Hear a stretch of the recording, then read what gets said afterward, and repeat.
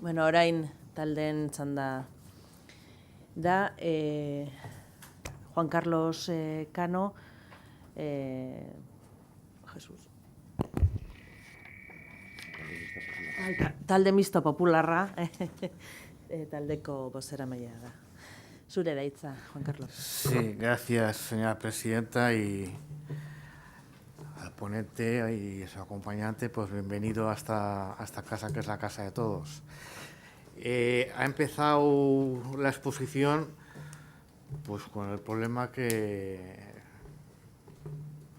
bueno, ha hablado de Roma, pero podría ser probablemente bastante antes, ¿no? La libertad de expresión, sus límites, dónde empieza o dónde acaba mi libertad, si tú tienes la tuya, ¿no? Yo tampoco tengo la respuesta. Yo personalmente diferencio mucho lo que es la libertad artística, la expresión más que libertad artística, la expresión artística, los murales, de lo que es la expresión política, que puede tener mucho más controversia esta segunda que la primera. Y como aquí hemos tenido durante muchos años pues ese problema, pues probablemente se ha mezclado lo uno con lo otro. Yo no lo mezclaría, pero es mi opinión particular, no puedo decir nada más. Creo que he escuchado, a lo mejor me he equivocado por la traducción, que no hay una ordenanza, simplemente hay un comunicado. Hombre, yo creo que eso sería lo importante, ¿no? Que se sentasen las partes más o menos implicadas y se diese, bueno, se ordenase un poco la situación. Yo más no me atrevo porque no sé qué decir más. Repito, a mí no me molesta para nada los murales artísticos. Me pueden molestar determinadas expresiones más o menos políticas que en nuestra tierra pues ya hemos tenido demasiadas, ¿no? Pero bueno, yo creo que la solución, entre comillas, pasa por llegar a una entente ordenada. Eskerrik asko, Juan Carlos. Orain aldugu Podemos bozeramaileak hitza du, Imanol Gude. Gracias, señora presidenta. Buenos días a todos y a todas. Bueno, en primer lugar, agradecer a Sier y a José Antonio por haber venido aquí y por la exposición que no habéis hecho. Por una parte, un poco recordando, ¿no? También ha mencionado Juan Carlos, ¿no? Que esto del arte, digamos, urbano o la expresión urbana o la publicidad en tanto carteles y demás es algo que viene de muy lejos. Pero no entendemos muy bien el carácter de la prohibición, ¿no? Porque tú mismo has puesto unas imágenes, ¿no? Porque algunas pintadas, ¿no? En una pared gris, no en la fachada de una vivienda, por ejemplo, que puede ser, ¿no? Que afecta a los vecinos, no una pared gris de un mural artístico se borra, y otro como puede ser también el que habéis puesto de publicidad de un puticlub, no se borra, ¿no? Pues llama un poco bastante la atención. Entonces, no sé qué, bajo vuestro punto de vista, qué busca esta prohibición, que encima no viene a raíz de una ordenanza, según habéis mencionado, sino que es una prohibición directamente de una publicación que hace el ayuntamiento. Entonces, no sé qué finalidad creéis que tiene, si en realidad, ¿no? Yo supongo que el ayuntamiento se protege, o su versión es que hay que, digamos, evitar, digamos, que se ensucie la calle o destrozos de la calle, ¿no? Entiendo que es un poco su argumento, ¿no? Y luego vemos que en las imágenes que habéis puesto, como ciertos murales en una vivienda privada, por ejemplo, no se borran, o otros que llevan años y que no se borran. Entonces, un mural artístico, ¿no? Como he dicho, sí que se borra. Incluso a veces murales que son para digamos, recordar o dar un tributo a artistas de la zona, ¿no? Por otra parte, habéis mencionado el tema de las reuniones, que si no he entendido mal, en estos 2 años, desde que se inició un poco esta prohibición. Una vez fue en un debate en la radio, ¿no? O en la radio, sí. Otra una especie de evento público, si no he entendido mal. Y otra fue una reunión, digamos, un poco, como habéis dicho, poco productiva, ¿no? Porque estaban jubilados, no recuerdo mal, una inmobiliaria, un representante del partido del gobierno, ¿no? Y no sé si me dejo alguna más, y vosotros. Entonces, en ese sentido, no sé si habéis intentado volver a hacer una reunión, no sé, no estando vosotros, porque tú mismo has mencionado que otros sindicatos, otros movimientos hacen esta reivindicación y que un debate plural siempre favorece, ¿no? Entonces, no sé si desde esa reunión, digamos, tan poco, digamos, productiva, se ha vuelto a intentar o ya habéis, no sé, o había un gesto por parte del ayuntamiento en ese sentido. Y luego, por otra parte, me gustaría saber, no sé, creo que no lo has mencionado, es respecto a las sanciones, ¿no? Porque no sé qué tipo de sanciones están habiendo para las personas que hacen estos murales o ponen estos carteles, ¿no? Si es diferente a la gente que pone un cartel o a quien hace un mural, ¿no? Supongo que sí. Un poco, ahora nos comentes, ¿no? Que al final cómo se está tomando esa represión, digamos, entre comillas, de la expresión o del arte, ¿no? Y nada, desde aquí agradeceros y muchas gracias. Zuri, Gude jauna, orain Euskal Sozialistak taldetik Arritxu Marañonek daka hitza. Kaixo, egunon, ongi etorri. Y bienvenidos hoy aquí a los dos. Has comentado antes que tenéis la presencia de un concejal de Ales. Tenéis de dos, yo soy concejala de Zumaya, por el Partido Socialista. Y entonces simplemente aclararlo, para que me conozcáis, aunque suelo ir de vez en cuando por el pueblo, suelo ser de las que suelo ir y suelo estar. Y nada, en este sentido sí explicar varias cosas. Bueno, primero, como concejala, permitirme el resto, ponerme a vuestra disposición, porque conoceréis, y si no, preguntar a otras organizaciones, personas y demás, todo aquel que se pone en contacto conmigo, y todo el mundo tiene mi teléfono móvil, pues es accesible y estoy en el minuto cero. ¿Por qué digo esto? Porque hasta día de hoy, salvo en esta ocasión, nunca os habéis puesto como grupo directamente en contacto conmigo. Simplemente eso. Entro ahora al tema que nos trae hoy aquí. Efectivamente, la situación es complicada en Zumaya desde hace 2 años a este respecto. Y efectivamente yo creo que una de las cuestiones principales es la falta de una regulación, y que nos demos una regulación todos en el municipio adecuada, sobre todo a los tiempos que corren. Este tema surge y nace probablemente ya enquistado por una situación muy determinada que se había dado en el municipio, y es el abuso en ciertas ocasiones de determinadas pintadas por el municipio.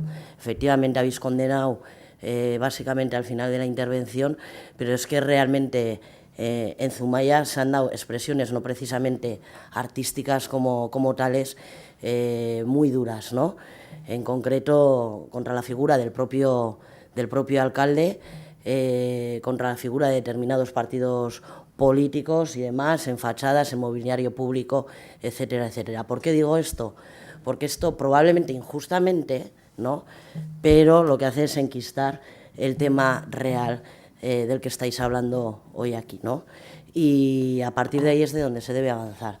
¿Qué quiero decir con esto? Primero, que efectivamente debe haber una regulación, que esta puede ser pactada en el propio ayuntamiento a través de las fuerzas políticas y con participación real de los grupos que actuáis en Zumaya. Así debería ser. Yo, no estando en Zumaya, antes, en otras ocasiones, en otro municipio, como era Donosti, y con el tema de la actividad artística, ¿no?, de determinadas entidades en el municipio, era firme defensora, y lo sigo siendo, ¿no?, de utilizar determinados espacios de un municipio, ¿no?, precisamente para ponerlos en valor a través de expresiones artísticas como las que habéis mostrado hoy aquí, que a mí me parecen realmente la mar de interesantes, por dos cuestiones: porque sirve para dar a conocer artistas del propio municipio, para reivindicar determinados mensajes que yo creo que pueden ser importantes, y para poner en valor determinadas zonas que en muchas ocasiones dentro de un municipio pues pueden estar degradadas, tristes, abandonadas, y curiosamente a través de estas fórmulas como las que habéis mostrado hoy aquí, pues se pueden generar cosas, como digo, muy importantes, ¿no? Hace 2 semanas he estado en Berlín viendo el muro, y por poner un ejemplo, Zumaya no es Berlín, pero oye, no, pero lo que quiero decir con esto, ¿no?, es que es utilizar, ¿no?, un espacio a través de expresiones como las que habéis mostrado vosotros, ponerlo en valor y dar a conocer determinados mensajes y demás. Y en ese sentido, de verdad, tenéis todo mi apoyo para buscar fórmulas a todo. Yo creo que, de verdad lo pienso, es un tema que llevamos ya mucho tiempo, se ha enquistado, no debería estar enquistado como lo está, hay que darle una solución, y yo creo que tiene que ir por ahí. Por otro lado, y para terminar, efectivamente hablabas de castigos y demás, son sanciones por una regulación, la que sea X, que hay hoy en día, ¿no? Y fundamentalmente vienen dadas hasta donde yo sé, por otro tipo de pintadas, que curiosamente no son las que más se sancionan, porque no se suele poder pillar al que las ha realizado, por desgracia, ¿no? Y no tiene que ver con vosotros precisamente. Pero no, en todo caso, eso es lo que pienso, y espero que de verdad se arregle y se llegue a una solución. Eskerrik asko, EH Bildu taldeak dakaitza, Arrizabalaga jauna. Agirrezabalaga, bai. Bueno, berdin du. Bueno, eskerrik asko, honea etorri zatelako, eta, bueno, Zumaia Rakeanak, bueno, ezautzen dugu asko zurreotikan gaia, eta ze esango depa, egia esan nik uste dut zaila dela ulertzea nondik datorren, zeatikan inkistatu den gaia, nik uste nire aurretik ere hitzen du, pixkat zaila da ulertzea, ez? Nik uste dut herri batian edo zein herritan gobernatzen aizeanean, gobernatu behar dela, eta batez ere aurreatea behar diala, arazoak dauden hoiei irtenbide bat eman behar zaioela, ez? Gai honekin, desde luego Zumaien ez da inoiz arazoik, ez publiko, ez udaletxea, nik konstiente naizela bentzat, eta etzan arazoik egon, arazo puntual konkretu batzuk izan ezik, eta huelga konkretu batzun inguruan, eta horre ontzian pankarta personal batzun inguruan, eta bar, baina, bueno, horiek soluzionatu zian, eta irtenbide bat emantzitza joan, eta bar. Eta ez da ulertzekua zeatikan arazoik etzion toki batian, derrepente arazo bat bihurtzen den, eta 2 urte, 3 urte urreo da, 2 baino ere, 3 urteko gai batekin guazen, ez. Seguru asko erlazioa daka gehiago, garai batean erabaki bat hartu zalako, pentsatuaz horrelako reperkusioik ez zuela eukiko, eta nire ustez, sinistu nahi dut, gehiago gabe hartutako erabaki bat, ez. Eta, bueno, hartu du oihartzun bat, eta hartu du dimensio bat, nik usten dut kontroletik irezi duna, edo bere garaian erabakia hartu zunantzat ere, inkluso bere kontroletik alde induna, ez? Eta bihurtu da ikur bat, o eredu bat, o, bueno, nik ja erabaki hori hartu nun, eta kito, eta hortan mantentzen naiz, eta hori iten dut, eta barrez. Baina politikan dana bezalaxe, dano dakiu, eta beste gai konkretu askotan ere badakiu ze gertatzen den, gaiak inkistatzen dianean, zeikusik ez daken gai honekin, baina Katalunia etortzait burura eta bar, baitzeite ez danean, eta gauzak aurre atzeatzez dianean, eta mai baten eseritze ez zeanean, azken finean arazua ez toki batean arazo bihurtzen da, eta, bueno, zein goio, ez, arazo jaikio irtenbide bat eman behartzaio, ez. Eta pixkat, hitzak hartuaz, nire aurretik esan duen berdinai, nik uste dut honek irtenbide bakarra dakala, dala eseritzia, hitzeitia, eta oain espaldin bada, seguru naho, hemendikan ez dakizen batea, beste irtenbideik ez dala ongo eseri eta hitzeitia baino, eta nola hori horrela izango dan, ongi etorri, eta lehen baien etortzen baldin bada, hobeto, ez. Nik bukaeran, nahi gehiago larritu nindun kontu bat, nila udaletxean ez naho, baino haitu nun bai konkretuki, gai konkretu batzuetan baldin eta udaletxiai eskaera berezi bat eskatzen baldin bazitzaion, aukera ematezula pankarta batzuk nahi baino ere denbora gehiago eukitzia. Jakineko nuke hori egia dan, ze suposatzen dut kasu horretan eta adierazpen askatasunaren inguruan, hitzaiten egean zea honetan, udalak eta udalian daon talde politiko edo pertsonak beak bere baitan erabakitzen dula kontenido horren baitan permititu edo ez permititu, eta hori nahiko deigarria beste gauza bat edo beste kalifikatibo bat ez erabiltzatik iruditzen zait, ez? Boterian daonan araberako permiso berezi horiek ematia edo ez, eta segurazko dana konformeo gaitezke korrikaren aldeko pankarta batzu jartzia normala baino ere denbora gehiagoan, ez dut uste inor horren kontraen godanikan, baino horrek ez du esan nahi, azken finean boteria eta erabakilaren ahalmena pertsona determinatu batzun esku bakarrik gehatzen dela, eta nahi hori pixkat oso deigarria iruditzen zait eta jakineko nuke horrela dan edo ez dan edo badakizuen, ez. Eta ni beste gabe animatu, horrela jarraitzea, porque honek lehen esan eta bezala beste irtenbideik ez daka, egunen baten eserin beharko da, eta tajuz normala dan erantzun bat eman beharko zaio. Eskerrik asko. Zuri, Agirrezabalaga jauna, orain, dakaitza Xabier Azeizabarrenak. Bai, eskerrik asko, Mahaiburu Andrea, eta eskerrik asko biei, mandako azalpen guztiagatik, nire ustez ere beti ongi etorria da, entzutea eta jakitea kasu honetan zuen bidez ikuspegi ezberdin bat, esaten dut hori hasteko, eta azpimarratzen dut ere gonbidapena luzatzen genion talde guztiak, aho batez. Hemen onartu zen gonbidapena aho batez, beraz guztiok alde bozkatu genuen, eta ez dago ohitura den bezala, beti normalean hola egiten dugu, hori argitzeko arren. Eta gero, azpimarratuko nuke, egia esan, emandako azalpen guztiari buruz, iaia gehienak guk ez daukagu ikuspuntu berdina, edo antzekoa. Nik uste, kasu honetan, emandako azalpena oso zatikoa izan dela, oso zatikoa, eta ikuspuntu batez ere, esango nuke, errespetu guztiakin oso arina nire ustez, gure taldearen ustez, eta kasu honetan, nire ustez herritar bezala. Gero aipatu izan da, hemen ere beste zinegotzi badago, Zumaiarra, gure taldeko bozeramailea Zumaiarra dela, guztiok daukagu lagunak, ezagunak eta ezagutzen dugu pixkat gaia.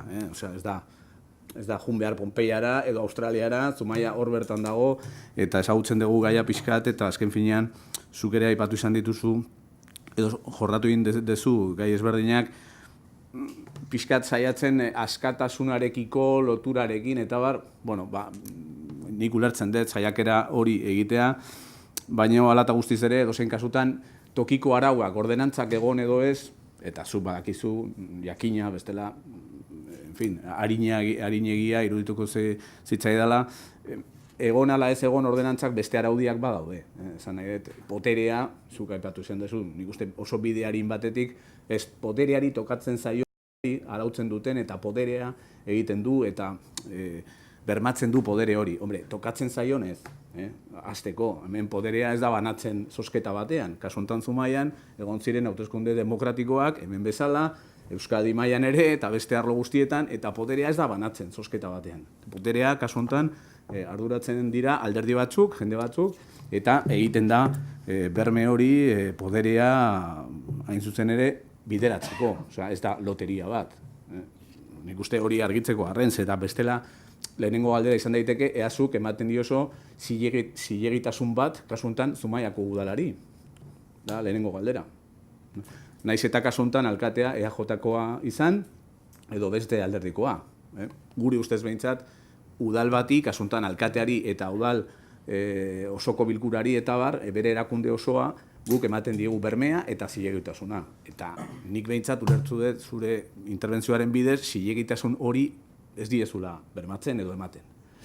Nik uste hori hasteko larria irudituko zitzaidala, ez? Zeta azken finean, benetan ikusten dana dela, mahai gainean dagoena da pulso bat. Pulso bat zuen aldetik, kasu honetan udalaren kontra, edo udalaren ikuspegiaren kontra. Eta pulsoen bidez, jarri dezagun guztiok herritarrak bezala, azten baldin bagera, olako pulsoak bideratzen udalaren kontra, beste erakundeen kontra, eta hombre, bihurtuko gara, ez Pompeia batean, baizik eta, en fin, askoz larriagoa egoera batean. Eta azkenean gustatu, ala ez gustatu, araudiak badaude. Kasu honetan ez dagoela oraindik tokiko arauak, baina Euskadiko tokiko legea badago, estatu mailan badago lege bat, eta gune publikoak badaukate araudi batzuk erabiltzeko, ala ez erabiltzeko. Eta kasu batzutan ere ordaintzen dira tasa batzuk, adibidez. Beste kasu batzutan ere, normalean, eskatu behar zaie udalari baimena zehozer antolatzeko. Ez? Gune publiko batean antolatzen baldin badezu, jaialdi bat, festa bat, edo tabernako giro atxozna batekin zehozer ekitaldia, edo prestakuntza bat, artizautza bideratzeko eta bar, normalean eskatzen da baimena. Ez dakitea, zu talde bezala normalean ohitura dezu baimen hori eskatzeko, ala ez, hori baita, nik uste gustatuko litzaikula jakitea, ez? Normalean egiten dezu ohitura hori edo ez, osea, baimena eskatzen diezu udalari, ala ez, edo beste erakunde bati, eta segun eta nun dagoen ekitaldia, askotan behar dira beste baimen batzuk, ez? Hori, galdera bezala nik uste interesgarria dela ere bai, ez? Gero beste galdera bat, gure aldetik ere, da pixkat argitzeko arren, ez? Eta esan dugun bezala, uda partean adibidez, eta gu Zumaiarako lagunak eta ezaguna baditugu, egon zan, ez? Zuen ekitaldi bat, oso interesgarria, baina aldi berean, pilotaleku batean, egoten zan, kiroleko eta pilotari buruzko beste ekitaldi batean. Lotura zuzena du lehenengo galderarekin. Ea, baimenduta zegoen zure ekitaldia, ala ez, zen eta nik dakidanez egon ziren arazoak koordinatzeko bi ekitaldiak batera. Zergatiak, batzuk eskatu zutelako baimenak, eta kasu honetan zuen taldea ez zuen eskatu olako baimenik, eta orduan ezin ziren biok batera eraman kirol arloko ekitaldia, gehi zuen ekitaldia.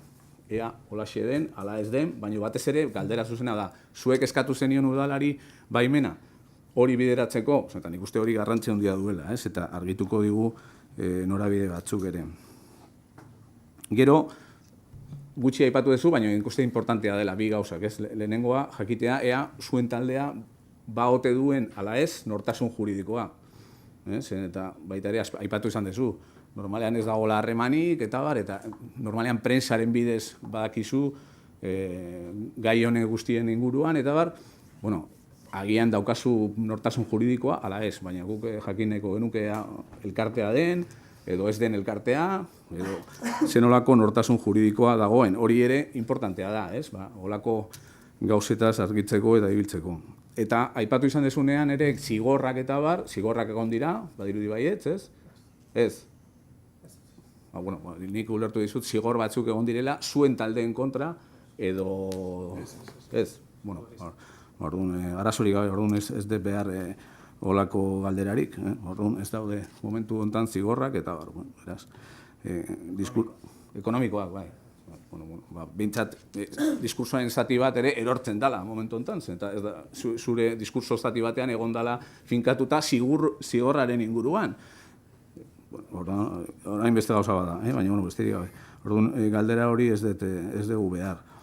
Eta beste galdera bat, hori importantea dela da, tokiko araua hori lantzeko eta bideratzeko, ni badakit, udala saiatzen ari da, mai gainean jartzea tokiko arau bat, eta gonbidatuak izan zineten hori lantzeko hasiera batean, ez? Hori da argitzeko arrenera, gonbidatu bat egon zen ala ez, eta ea jun zineten lehenengo edo bigarren bilera batera, parte arte zenun, zati batean, baina hortik aurrera alde egin zenun, eta ez daudetea ados bide hortatik, ez? Bai, parte hartze gutxi eta abar, baina agian ez daudela gogorik parte hartzeko, ez? Eta ez dakit hori argituko baldin badiguzu, hobeto, ez? Ongi etorri. Puntu hortan ere aipatu izan dezu, ez? Parte hartze gutxi dagoela eta abar, eta nolabait saiatu zarete pixkate bideratzeko edo esanez, inposaketa bat bideratzen dela udalatik. Baina, azkenean, inposaketa da zure hitza, baina edozein kasutan, pleno aretoan, osoko bilkura batean onartuko duten ala ez, arau hori, Beraz, ez dago inongo inposaketarik, dagoela da, osoko bilkuran arduratzen da hori bideratzeko, onartzeko edo ez onartzeko. Eta berriro ere hori eramaten gaitu lehenengo puntura. Ea ote ematen diezu inongo zilegitasunarik osoko bilkurari. Eta kasu honetan, oso argi eta garbi da gaia. Eta bukatzeko ere galdera oso zehatz bat, atera egin da pare bat alditan, 3 edo 4 agian, Erribera kaleko horma, eta nik ez dakitea zehaztu ahal baldin badezu, horma hori ea publikoa den, ala ez. Hori importantea da. Horma bada gune publiko bat, edo ba alda jabetza pribatu batena. Eta nik uste hori argitasun emango digute guztia ulertzeko, besterik gabe, eta edozein kasutan 1000 esker etortzeagatik. Eskerrik asko, berriro ere zure eta hitza, Asier edo Jose Antonio. Markatuko jasue, baina ez da ja pixka da operatuan hota. Zuri erantzuna, gero, baikik, guk izan ginen udaletxekin bilera bat. Deitu zion, esan duen bezala, jubilatuan lehendakaia eta bar. Eta mantzun zirriborro bat, ordenantza baten zirriborro bat. Ez da behiratzeko, balkoitan erropa isikitzeko tenderetia jarri leken edo ez da. Guk oso horiek, gio ez da behidan, ertentzun garbi, asunta zala, pankartak, kartelak, hortako. Baina, hemen eipatu estenatan, nik uste zu aldatu zula, eta netze garrantzi horredaka, eta horregatik da askatasunen asunto hau. Esan zuen alkatiak, pankarta jartze baginun, neurri batzukin, behaiek esan dago toki guztiakin, toki batzutan, eta baita ere kontenidua. Kartelak, oain dauen paneletan, nik jartzen sindikatu bezala, erakile bezala, kartel bat, neurri konkretu batzutan barruan sartu bat. Hori nola esan zu partio politiko batei, o sindikatu batei, zemotako kartela eta behar du. Eta hori bakarrik ez, konteniduare bai. Kalien jartzen badeu, zelokin kartel bat, behak ez ukatzen, baina bai, deitu behieu, arkitetu bai, ez, konsejal batei o alkatia ez, arkitetu bai, baimeina mateko kartel hori jartzeko, eta baita ere kontenidua. Karo, hori ja ez da kartela jarri oz jarri, hori ez da herria garbi oz garbi, hori da zensura. Eta ez da hortan hasi ginean, gugin ginen jaiki talde, esan ginen, gu ez gaunea torri, hori ez da behidatzea, eta zirriborro bat tenderetia jarri berdan hau ez. Gauza bada, eta gu adetxiai, ni gaine esan egin lakate jaunai, zinitzasun dana daka, udaletxea da, momentutan, eak daka, urrungo baten bilduk.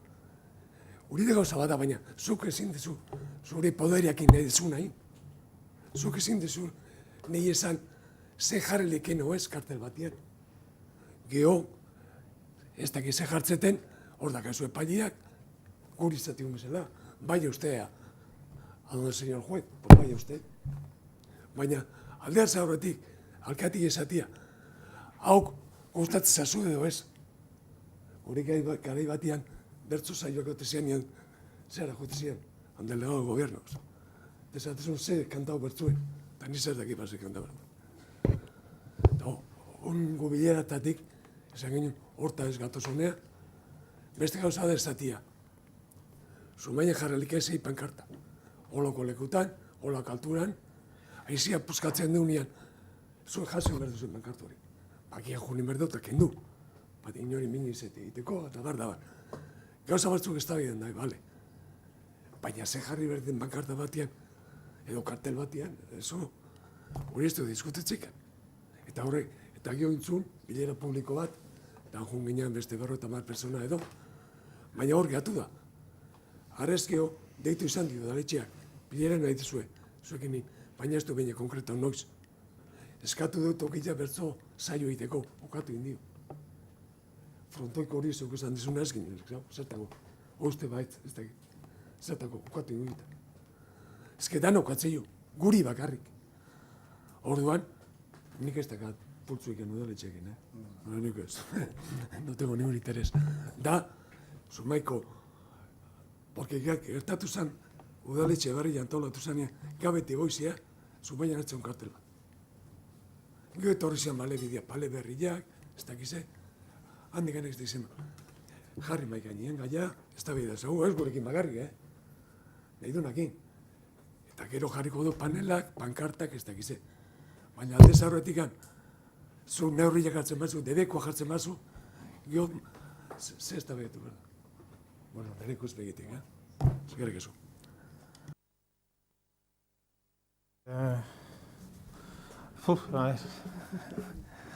Bai, dira gai pilo bat. Hasieran aipatutakoa, eta uste dut gai hau ateatzen dinen askotan errepikatzen dana, da artea eta politika.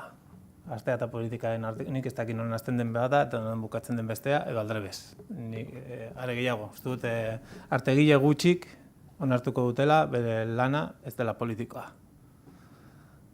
Beraz, horren arabera arautzea oso zaila da.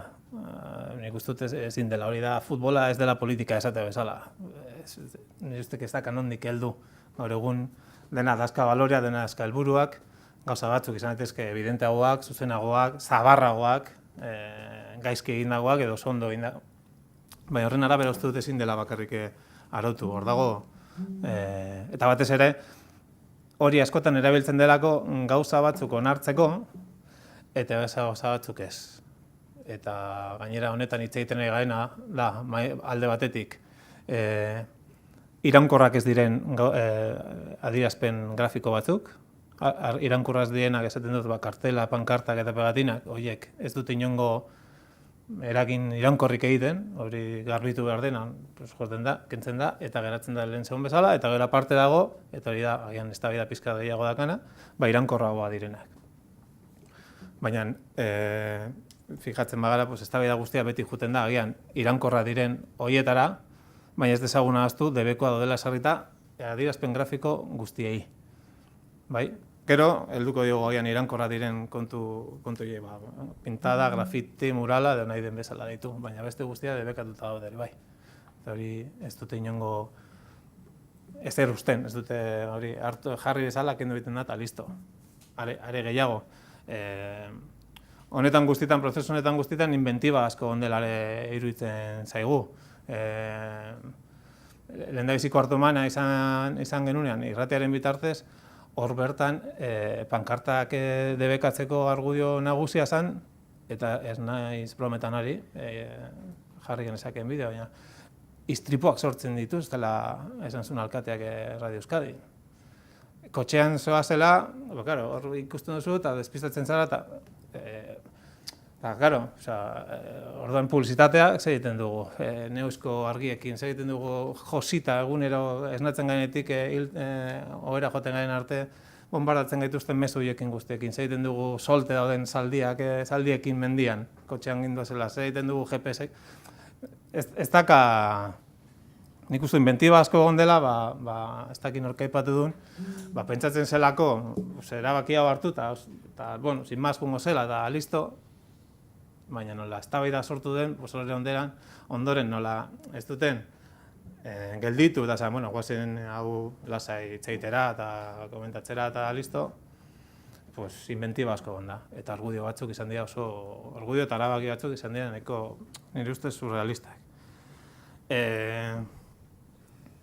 Arritxu, agian te voy a hablar en castellano porque creo que no sé si te ha llegado bien. Cuando hablaba de que había un concejal, me refería a ti, porque además yo estuve contigo en las elecciones, no sé qué elecciones eran, las elecciones, sí, estuvimos en la calle, intercambiamos los teléfonos, te llamamos, te escribimos y hasta hoy. Hasta hoy. Bueno, quiero decir que era posible, pero bueno, no sé, estarías ocupada o lo que sea, si lleguia da, hasta que no esaten da, no pasa nada. Baina 2 urte pasa dira, eta eztabaida hau sustatzeko udalaren jarreraz aparte, eta oposizioare, kritiko azaldu dena, gu izan gara pizkat eztabaida hau sustatu duna, ez da beste, esan nahi dut, ados zinean pizkat eztabaida zabaldu behar zela, eta eta aukera zegoela, eta nik uste aukera dagoela hor egun.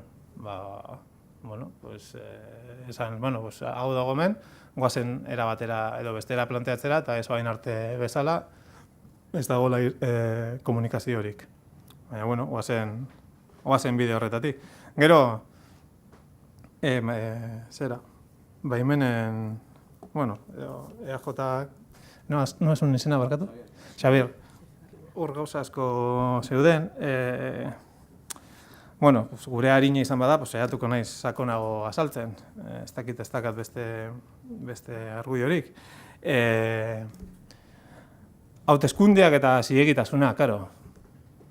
Hori da, beti, eztabaida honetan, beti agertzen da puntu bat. Karo, gu kontra agertzen gara, udalak, demokratikoki, ustez, hartutako erabaki bat, eta orduan, karo, jasin diozu aurregi, porque demokratikoa da, alegia, kontrakoa, baino bosto bat gehiago lortzen baldin baduzu, hor 4 urte horietan egingo duzun guztia demokratikoa izango da. Gaur egun arauen arabera, teorian, ez? Baina kontua da, uste dut hori ez dela benetako politikagintza egitea. Batetik, hau ez du inor bozkatu, ez egon ez da programan bertan ere, eta bestetik, hor apuntota ekarri dut, Eusko Jaurlaritzaren kanpaina nagusia auzolana deitzen da, edo Gipuzkoako Foru Aldundiaren kanpaina berrian holaxe dio, etorkizuna eraikiz izena. Bideian zehar herritar guztiak urraz bakoitzaren partaide egiteko eredu berria sortzera goaz, hau da galdera, parte hartzeko prest al zaude. Guztien artean erabakitako etorkizunak bihur dezala Gipuzkoa, bizitzeko, lan egiteko eta pertsona bezala garatzeko lekoriko honen Europan. Hoize, uste dut, politika egiteko era ez dela bakarrik hauteskundetan irabazi eta ondoren 4 urte horietan berdin da egiten dena, porque ja zigitasuna irabazita dago. Jakina udalarena edo Gipuzkoarena zuena dela, ardura, por supuesto, hauteskundeak irabazi dituenarena dela. Hori ez da gaia.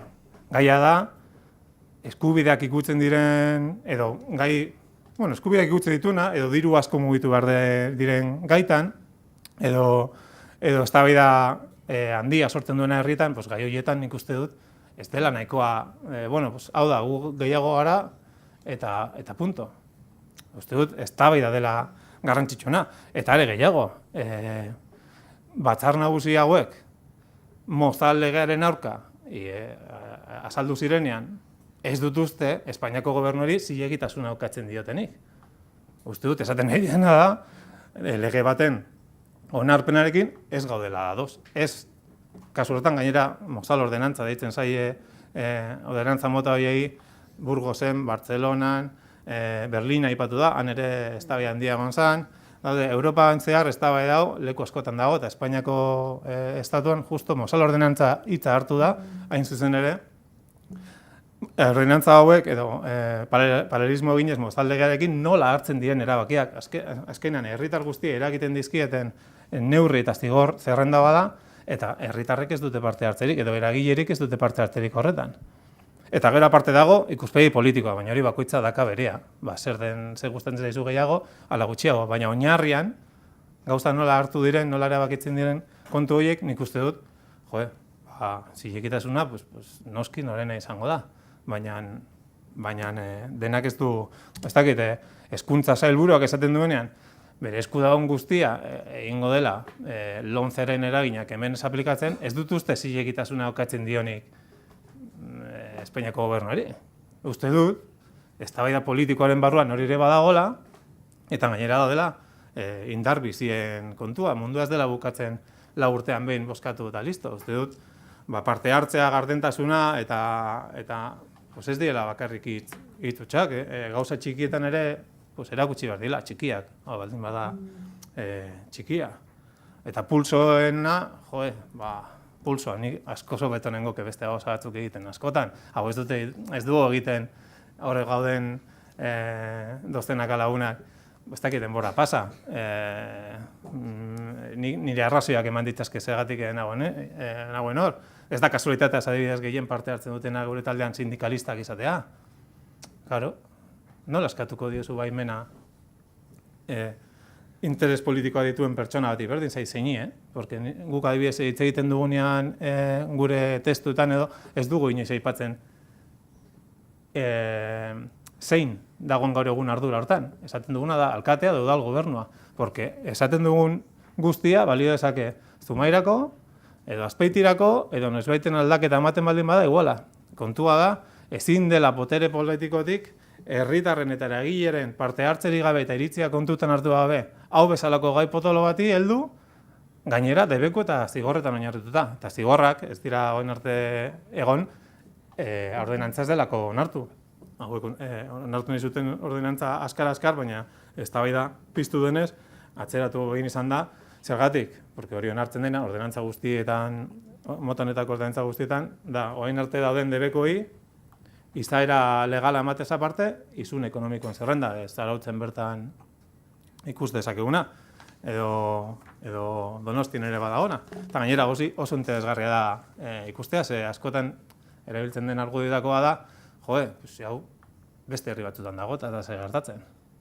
Bueno, beste herri batzutan ere badaude gauza asko eta gertatzen dira gauzak, hemen gertatzen ez dira, eta aldrebez, hori ez dut uste argudio badenik. Eta realitatea da, ez dakit, Alonsotegin bertan, hau bezalako ordenantza bat, iguala, onartzea zijoaztela, eta ikusita, onere tirabirak egon direla, gelditu eta esan dute, guazen parte hartze bat egitera.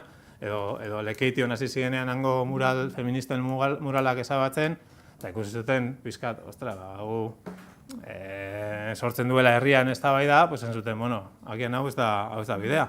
Edo mutrikun neozestuan, daude, bebai, honen moduko ordenantzak. Baina ez dute aplikatzen horrela, edo, esan nahi dute, neko eredu antzekoa da lehen indarrean zegoenan, astelen eta ostegunetan, astean bitan garbitu, eta ez da inongo arazorik gertatzen kontu nekin. Edo oinatin bertan, orain dela 30 urte, onartutako honen moduko zigorretan oinarritutako ordenantza badakate, baina ez dute aplikatzen ez dutelako jendea izundu nahi. Adibidea pilo daude, eta gainera alderdi politiko ezberdina daude. Inkluso alderdi politiko bera jarrera badaka herri batean, eta bestean, azkenean, nola ez den, hilala biziko gai bat, askotan, bizi dena oso era sutsu batean, beste gai batzuk bizi dugu oso era bizteralean, uste dute badago aukera hitzeiteko. Hori bezain iraultzailea da eskakizuna. Gune bat benetan hitzat arabakia dakana, jakitu nortik atera daitekena, baino interesgarriago dela batzutan prozesua. Edo oso adierazgarria da burlatan gertatu zena, porque oso zaila da ordenantza bat egitea debeku eta zigorretan oinarritu gabe, batez ere behartzen zaitulako legearen idazkera bera muga oso zehatza jartzera. Edo bilatzen duzu era batera edo bestera nolabaiteko amigotasuna, margen bat ematen dizuna pizkate gaiak kudeatzeko ondo, edo bestela bukatzen duzu antzeko egiten. Eta adibidez hor dakau burlataren kasua. Burlatan UPN-eren, aurreko legelean UPN-eren esku zegoen, gai honen inguruko iguala, ordenantza iguala zekaten, eta herri mugimenduak eta zenbait mugimendu kontra agertu ziren, horren esaldu dugunaren antzeko bakoitza bere erara lan duzun kontua, baina, eztabaida muinean berdinan zegoen. Zer gertatu zen, gobernu aldaketa eman zen, orain dago, esango dut Podemos ez, baina, Podemosen inguruko indarra, herri horretako Podemosen inguruko indarra, eta Etxe Bildu uste sartu dela gobernuan, ordenantza hori kendu dute, saiatu dira beste bat egiten, eta oso zaila egin zaie, benetan topatzea, zehaztea mugak non hasi eta non bukatzen den. Porque lege batek behartzen zaitu, oso tazito izaten, hau bai, hau ez, eta kontu honetan oso mugak oso finko jartzea, batzutan oso arriskutsua da, porque inork ez dakizki holanan dagoen. Orduan, zer erabaki dute adibidez? Erabaki dute, adibidez, denak ez tratatzea igual. Ez da gauza bera ni jartzea kartel bat non jartzen duna Seat Panda bat salgai, ala herriko elkarte baten bere ekimenen berri jartzen duen kartel bat. Alegia ezin ditugula denak igual jorratu. Alegia edukia dela benetan hori garrantzia duena. Jakina ez dela gauza bera mural bat egitea pizkat maitasunez, edo hartzea espraiz bat eta jartzea ez dakin noren aurkako iraina. Jakina. Baina, klaro, hori arautzea zaila da. Eta antzera baki dute, behitu, non gauden. Zumaian nela aipatzen nun, astean bitan garbitzen zela, astelen eta ostegunetan. Burlatan erabaki dute hilabeten behin. Claro, hori, eske herriaren izaren arabera, eta zenbat, ze bizitza dagoen herrian bertan, claro, han ez dakate ez turismoaren sama. Hemen eztabaida hori oso gainean egon da gurean.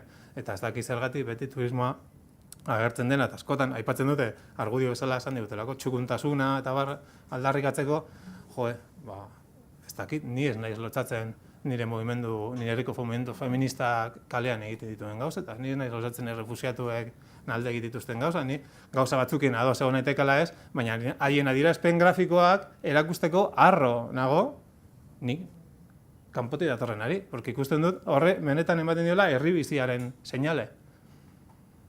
Eta uste dut hori ere, mahai gainean jartzekoa dela, eta jakina, gauza aldarrikapen batzuk, gustatuko zaizkio batzuk gehiago ala gutxiago, niri gertatzen zen bezala, eta aldeko beste askori, nahiz eta talde berean ibili, baina horre eskua sartzea debekuta zigorren bitartez oso labainkorra da. Eta bueno, ez dakiten beste gauz ez den, ez dakitela non dagoen baimena, ia eskatzen dugun ez dugu baimena eskatzen. Naita, klaro. Berak aipatu duen bezala, pilota garekoaren adibidea. Guk eskatu ditugun baimen guztia gauza egiteko, ukatu dizkigute, bertso saio bat egin nahi genuen, eta erantzuna izan zen, urtean behin bertso saio bat egiten dela, eta bueno, horregatik nahikoa dela.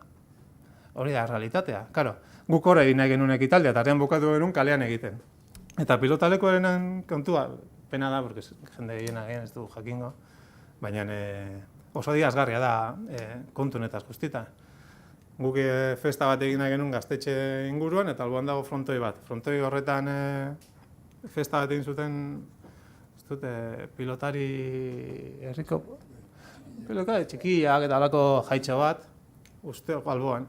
Alkateak, udal gobernu alkatean zuen prentxagoar bat esanez, nola egin ziteken hau, baimenik eskatu gabe, izorratuko, galaraziko dela albokoen ekitaldi guztia, eta horrek erakusten du, politikoki, gure edukietan sartu gabe, porque horretan eztabaida beti alboratzen dute, eztabaida orain hemen ematen nahi garen eztabaida, baina kalea guztiena da, edo atzean dagoen eragila nolabait, gaizki utzi nahian. Zer gertatu zen? Naturaltasunez, pelotariekin hitz egin da bereak esaten, ez dago inongo arazorik. Ez zegoen arazorik, arazoa ez zegoen lekuan sortu zen arazo publikoa edo komunikabidena ingurukoa mantendu zen, porque gero, errealitatea zen, incluso gauzak elkarrek egin ziela. Txorizo zakizera hemen bestean, naturaltasunez, porque zen jai giro bat, ez egon beste bueltarik. Baina, claro, pultsoena aipatzen denean, nik uste dut hori nahita aipatzen dela eta enkistauta dagoela eta alako kontuak, hain zuzen ere, jarrera batez mugitzeko. Askatzen dugun gauza handi eta iraultzailea da hitz egitea. Eta hitzatara baki izatea, herritar bezala, batenoi eragiten diguna gai baten inguruan. Ez dut uste, inori bere iritzia defenditzeko aukera aukatzen digunik. Uste dut, behar dena da foro bat, eta baimenarena oso gai hona da, hain zuzen ere, honetan guztietan zentrala delako. Letak ondo saldu duen bezala, ez dugu baimen eskatzen, arazoa hori bera delako. Hemen hitz egiten ari gaena zer da, adierazpen askatasuna eta baimenaren arteko mugak. Claro, esatezu, baimenik eskatu gabe, edo zein gauza egiteko eskubide aldarrikatzen nahi gara? Ez, gu aldarrikatzen nahi garena da, hain zuzen ere, herritarren kezkak eta mezuak eta helarazteko, ezin dela izan interlokutoria baimena bai ala ez emango izuna, interes politikoa dituen pertsona bakar bat, pertsona bat edo ente bat bakarrik. Ez badago horretik prozesu oso bat. Jakina dela udala udala, edo, bai, kasu honetan udalaren ardura nolabait hori gestionatzea, lehen egiten zen bezala, lehen ere egiten zen. Eta ez egon alako eztabaida bizirik. Baina kontua da, ezin dela, porque oso ohikoa da, politikariak hartzea, bera, ona eta txarraren arteko mugak zehaztearena, eta hori ez dela, jakina azken hitza bideratu behar dela hortik, baina prozesua da garrantzitsuna honetan, ez dakit azaltzen eizen. Eta bueno, ja ez dakit, beste gehiago zeuden, baina gero komentatu betu, ez dela. Nahi nuke bi hiru gauz esan, alde bateik. Ikusi nola bihurtu den Zumaian asunto hau. Panela jarri guenetik gan. Panela desinde jarri guen.